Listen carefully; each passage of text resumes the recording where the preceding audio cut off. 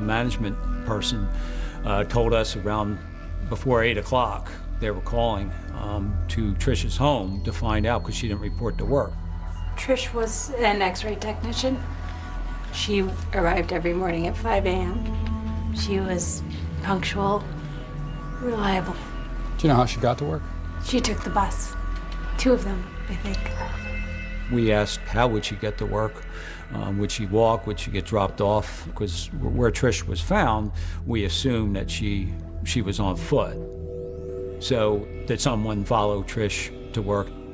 I have to ask, is there anyone here at work that she may have been having problems with? Arguments, disagreements with anyone? Everyone loved Trish. We started getting information right away that Trish didn't have any enemies at work that they were aware of. We weren't getting any closer to finding out who did this to Trish.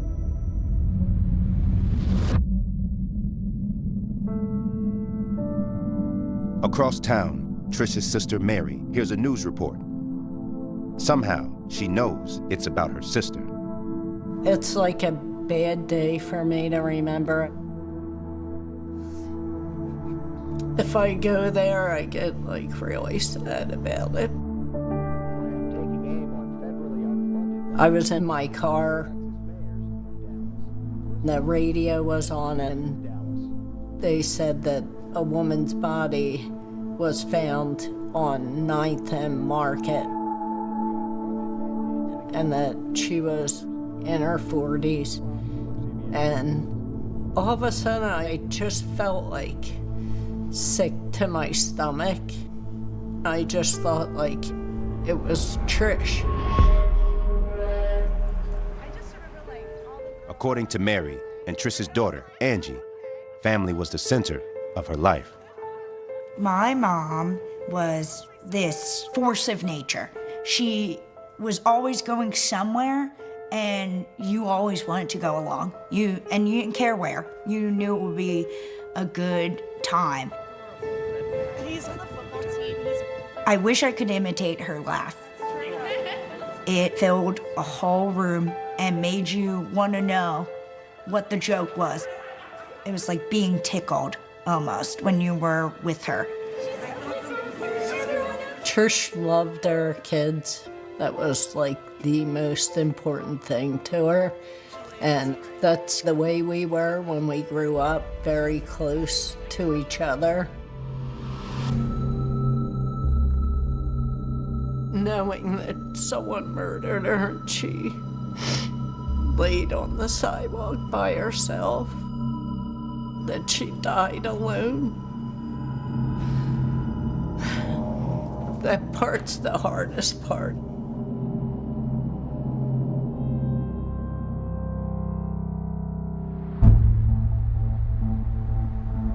And now, Trish's murder turns all eyes on the McDermott family. We have to find out about her. If she was in any sort of relationship. Was she married? Was she divorced? Was there domestic problems? Because 9 times out of 10, the person not only knows their killer, but is intimate with their killer. Trish's sister Mary is brought into homicide for an interview. She was loved by everyone. They did ask about if there was someone I thought wanted to harm her. Anybody have any reason to be angry with her? Somebody at work? No, there's no one at work. I know that if someone was after her or bothering her, she would have told me on those morning talks that we always had. What about relationships? Where's the father of the children? Well, things are a little complicated with her ex-husband, George. George? I did tell them that she still relied on him for help with the kids and that he was still part of her life, but she was trying to get out of the relationship. Where does he live? He lives with her and the children. I mean, they live together, but it's just for the kids. When we find out that 2 people are living under the same roof without an intimate relationship, then we want to delve into that a little further. Was she trying to finally get him out of the house at the time of her death? Was there any other tension in the house between those two? Was he a jealous person? When detectives run a background check on George, Trish's ex, they make a startling discovery. Looks like George has some priors. Possession of narcotics, breaking and entering, robbery, conspiracy to commit robbery, assault. Goes back to the mid-'80s. We find drug arrests and other arrests that move George to the forefront, and we want to talk to him as soon as we can. Let's bring him in. Was he involved in Trish's murder? Did he know who murdered Trish? Hours after 48-year-old Trish McDermott is found murdered in Center City. Suspicion swirls around her ex-husband, George. So we look into George's background and find there's some significant arrests, drug arrests, and other arrests that kind of move George to the forefront, and we want to talk to him as soon as we can. Detectives travel to Trish's house in Elkins Park to interview her husband, George. All kinds of questions are going through our mind as to what's going on in George's life. Did George get into something that caused Trish to meet her demise? Please have a seat.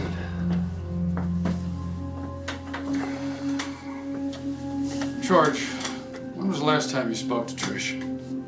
I don't know. This morning before she left for work, I guess. You guess? You're gonna have to do a lot better than that. Yeah, before work.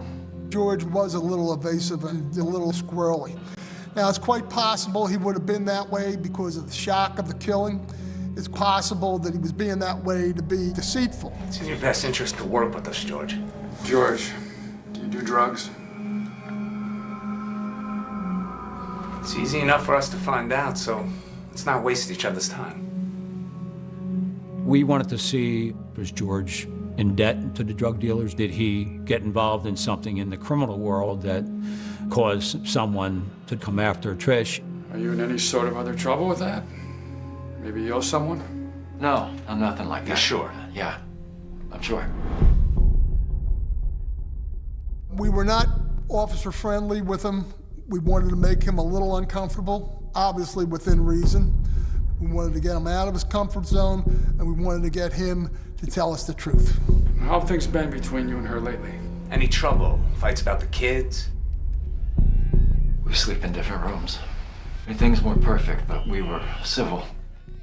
George didn't reveal any animosity. He knew Trish wasn't happy with him staying at the home, but Trish, I guess in her kind-hearted nature, couldn't put George out on the street. We asked the question about, was he the beneficiary of life insurance policies? And he told us no, that the only insurance policy on Trish was through work. Listen, I know you guys got to ask these questions. Our relationship wasn't perfect. But she was the mother of my kids. But I want you to find her killer, too. My dad loved me and my brother unconditionally, and he would have never taken the person who was our light. We may have more questions for you at some point. We'll be in touch.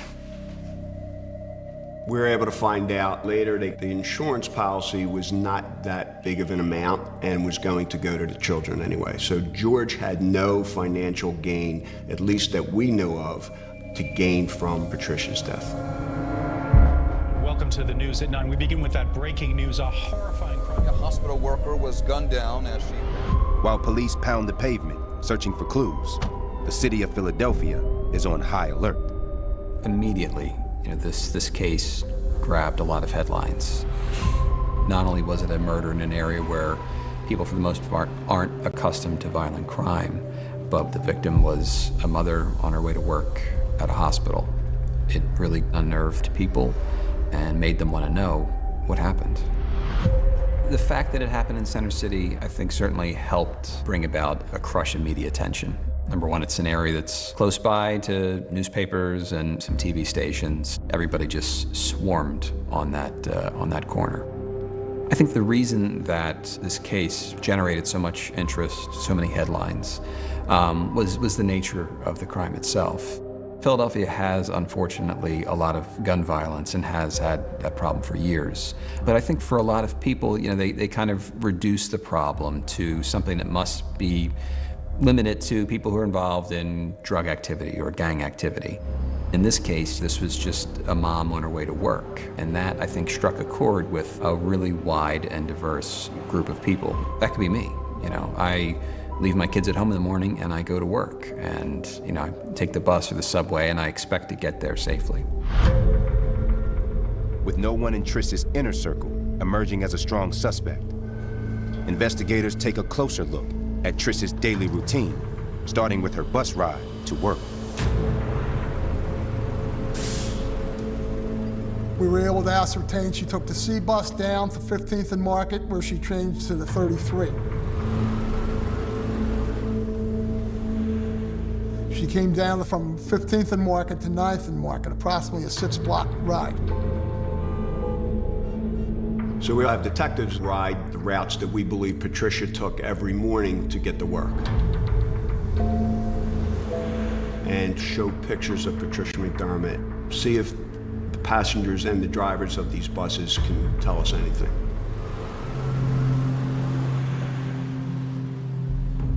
Eventually, they tracked down and questioned a passenger who said she'd seen Trish on the bus the morning of her death.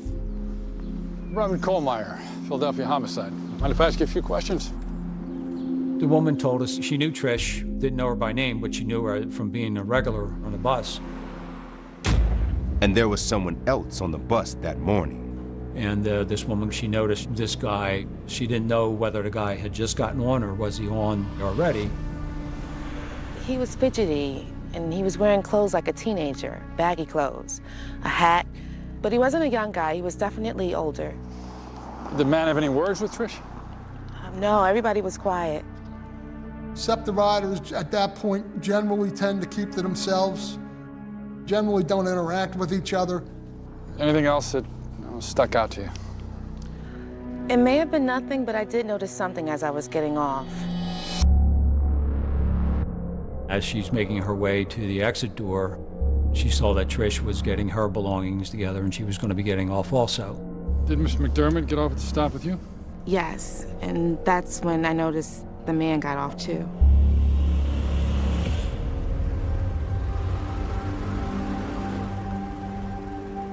We knew the time that she got off the bus, so we wanted to talk to the driver.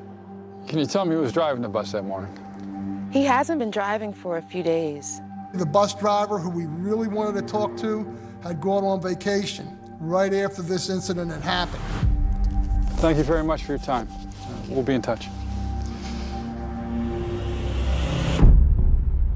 Meanwhile, the security footage overlooking the crime scene comes in, and detectives take a look. What they see is shocking. Who's this? This could be our guy.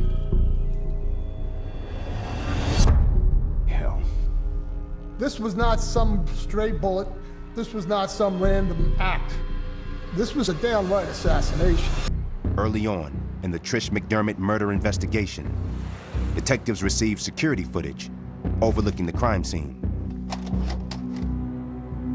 But they're not prepared for what they see. We watch Patricia McDermott get off a bus at 9th and Market and start walking south. We see a person walking behind her, approaching her. Who's this? Could be our guy. Hell. Roll it back. She comes into the frame first, and about 2 seconds later, this fella comes into the frame.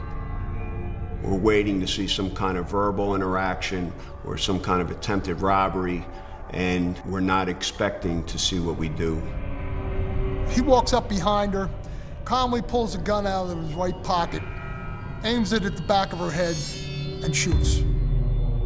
This was an assassination. This person walked up to Patricia McDermott and shot her in the head. It was a cold-blooded killing.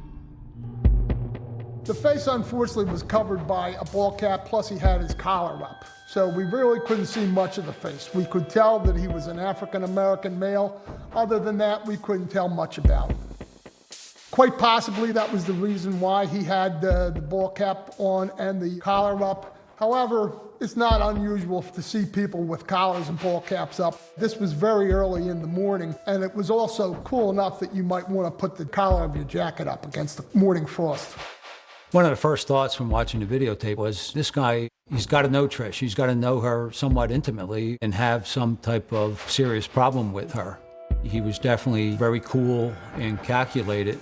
If it was a stranger on stranger, it wouldn't transpire that way.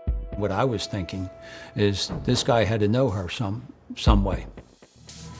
Looks like he takes off down Market Street. Let's look for other cameras and see if we can find out where he was running to. I'm on it.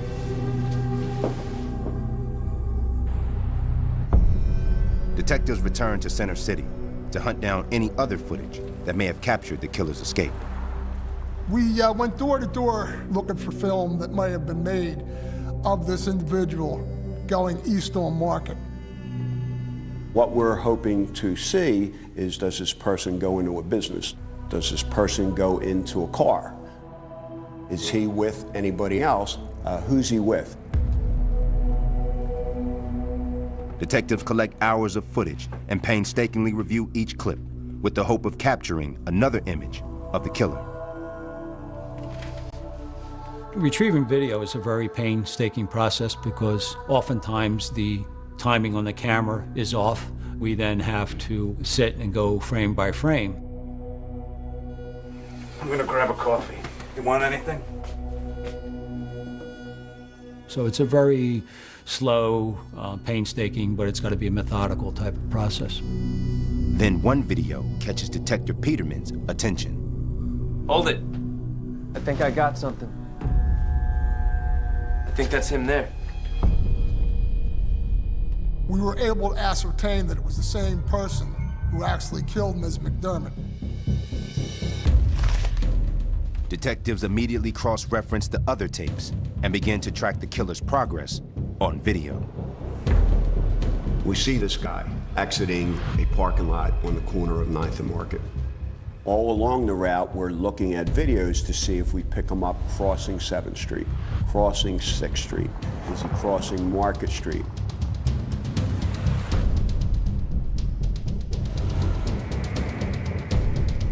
We were able to finally track him to the vicinity of Pennsylvania Hospital where Patricia McDermott worked. Police have already ruled out any of Patricia's co-workers, but could the killer somehow be affiliated with the hospital? We have detectives go to Pennsylvania Hospital to secure any video that they have on the entrances to the hospital, but we're unable to see anybody who fits the description of the person that shoots Patricia McDermott.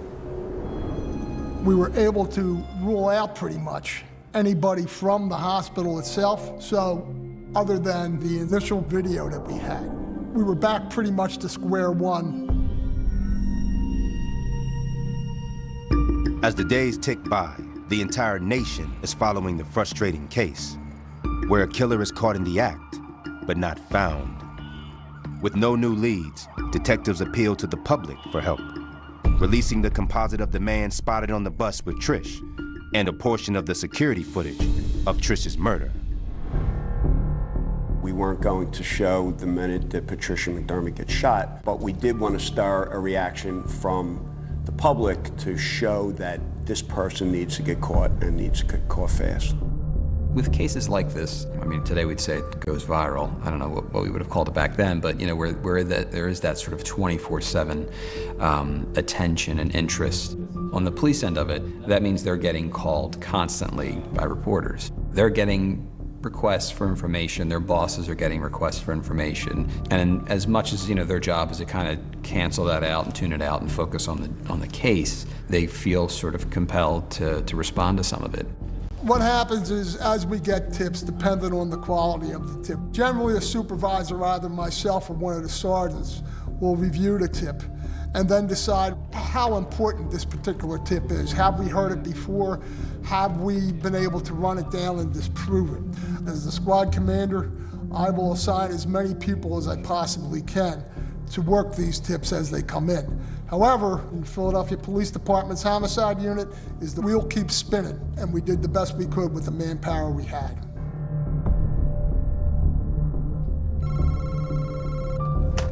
We were inundated with tips.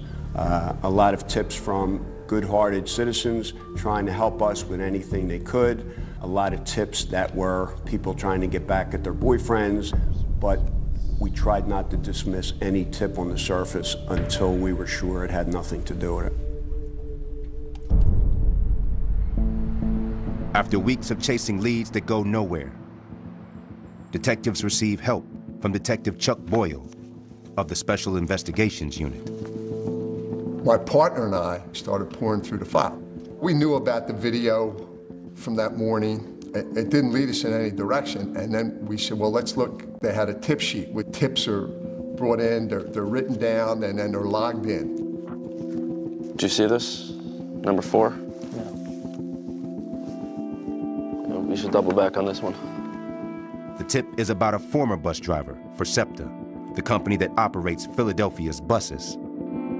The 4th tip was about a former SEPTA bus driver that had anger issues and was let go. It was called in by another SEPTA bus driver who drives the 33 bus, the actual bus that she takes every morning.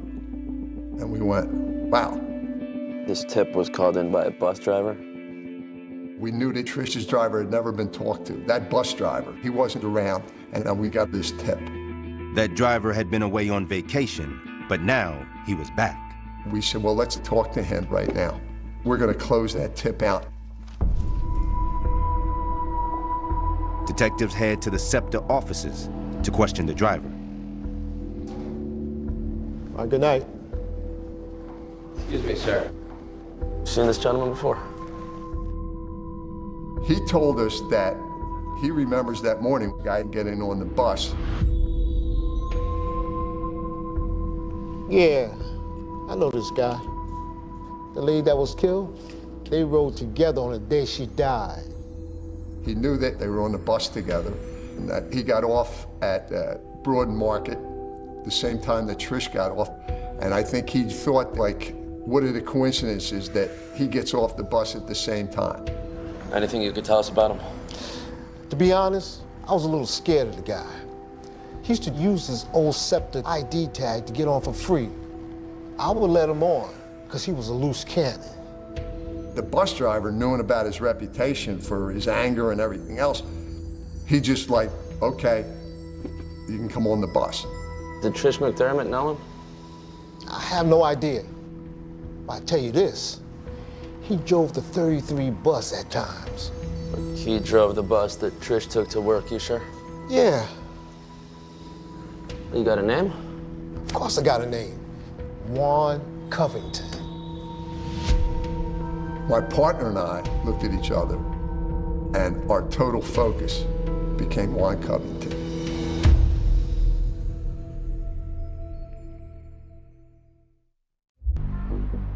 Seven weeks into the Trish McDermott murder investigation, detectives have their first solid lead. A suspect named Juan Covington. We did a background, a criminal history on Juan. We didn't see anything that really stood out. Boyle knows a former homicide detective who now works as an investigator for SEPTA and calls her for help. Hey, it's Boyle.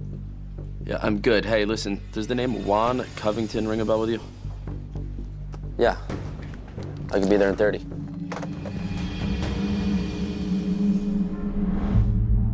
So, what can you tell me about this guy, Covington? Nothing good, unfortunately. Juan Covington was a former SEPTA bus driver that had anger issues and was let go. And they were glad to see him go. Fell asleep on the job, left buses unattended, started fights with coworkers, you know, model citizen. And his name had already been linked to one very troubling unsolved mystery. She told us about Juan being under investigation for the disappearance of a female SEPTA bus driver at that time that he had tried to date, and she spurned him. Detectives stake out Covington's last known address.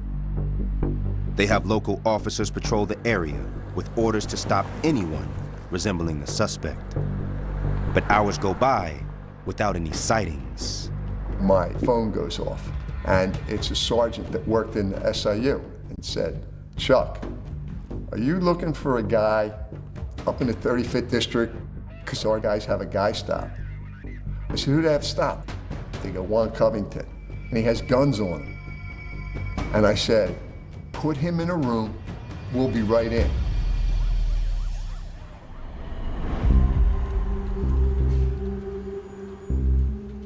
You know why you're here, Juan? Not really. Why don't you tell me? Well, we're looking into the murder of a woman and your name came up. So what? He was a little belligerent at first. We're talking to him saying, "Look, we're just here to clear the job." Why y'all bother me about this? We've been talking to people about you and they haven't exactly been painting a pretty picture. We kind of like let him know that we knew about his background. We let him know about the disappearance of the bus driver. I didn't have anything to do with that. Look, Juan, we didn't just pick your name out of a phone book. This is a woman who was killed at 9th and Market. We got somebody who says they saw you there that morning. This isn't looking good for you, Juan. You need to help us out. But Covington is not cooperating. My name is Juan Covington. I'm a Philadelphia resident. I live on the corner of Broad and Loudon. He just gave biographical information. Juan was not a stupid person. Juan was smart, and he wanted you to know that. Was that all you got? My name is Juan Covington. I'm a Philadelphia resident. I live on the corner of Broad and Loudon. Detectives ask Juan to turn over his wallet to them. And when he does, there's a lead. We went through Juan's wallet and found a card with his identification on it. So we checked that out. He worked for a medical disposal company where they would go in and dispose of medical waste at different hospitals. One was Pennsylvania Hospital. The light bulb goes right off. That's where Trish worked. The fact that they both worked at the same location, that was huge in our minds. While Detective Boyle continues questioning Covington, Detective Smith heads to the hospital to see if there's anything they missed. We checked all of the entrances. Are there any other ways to get in? There's the employee entrance, but this guy is a subcontractor. Can you humor me?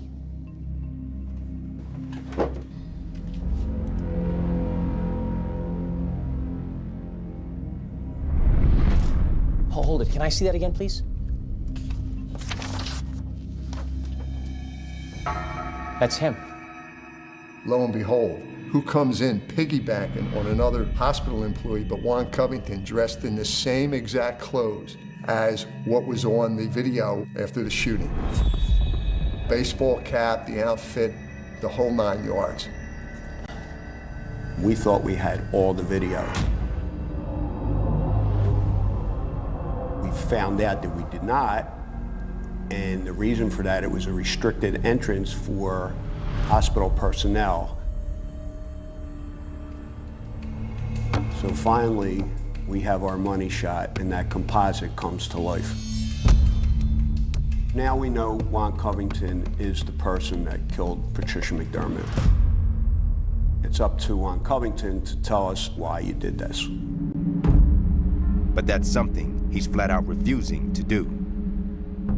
I get a call from Chuck Boyle saying that they have Juan Covington in the office and he's not saying anything.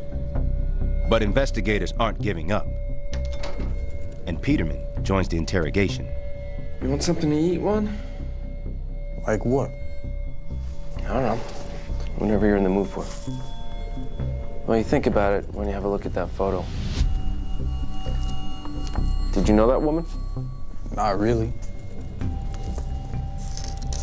You're not going anywhere till we get some answers. We give him the news. Straight up again. We have you. We have you on video. Look, we've got you on tape walking into the door of the hospital just minutes after the murder. How do you explain that, Juan? Man, that don't mean anything. I work there all the time. Well, you got more problems. The hospital video, it matches other video we have where we can see you shooting Trish McDermott. When we told him what we had now, his head dropped. He knew it was over at this point now. Talk to us, Juan.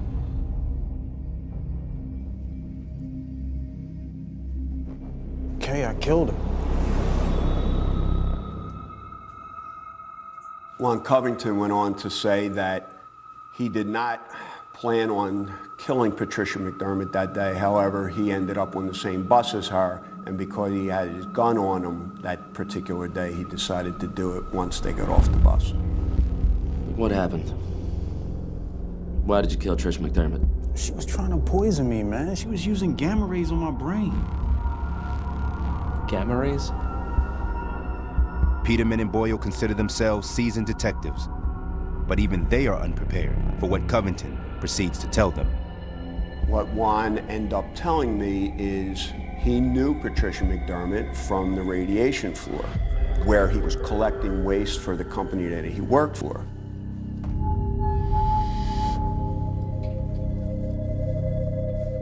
She was infecting me with gamma rays. He believed that Patricia McDermott bumped into him with the X-ray machine. He said she contaminated him with X-rays and gamma rays. And he was being slowly poisoned. He believed that Patricia McDermott was going to continue to do these things, and he had to end her life and make it stop. Detectives now know what happened that fateful morning. When I saw her on the bus, I knew I had to end it. So I did.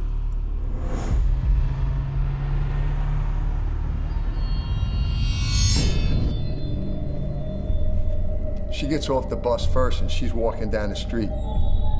When he gets off the bus, he makes the decision, I'm gonna shoot her.